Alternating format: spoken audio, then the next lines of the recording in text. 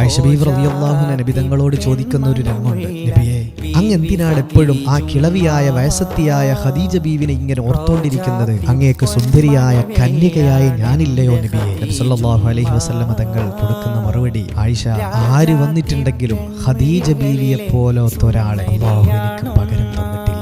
അത്രമേൽ പ്രിയപ്പെട്ട ആളുകൾക്ക് പകരമാകാൻ ജീവിതത്തിലേക്ക് ആര് വന്നാലും സാധ്യമല്ല.